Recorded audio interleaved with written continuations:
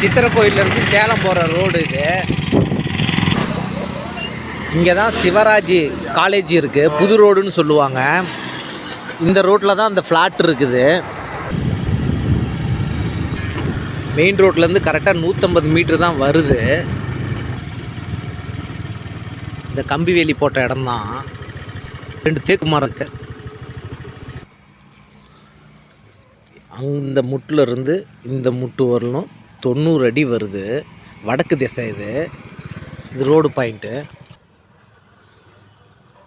இது 40 அடி வருது அகலம். 40க்கு 90. 4350 சதுரடி இருக்குது. 2 தேக்கு மரம் இதில் இருக்குது. ஒரு பனை மரம் ஒன்று இருக்குது.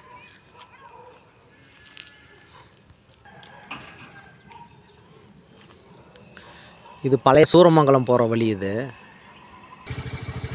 பனைமரம் ஒன்று இருக்குது. தேக்கு மரம் 2 நல்லா பெருசாக இருக்குது.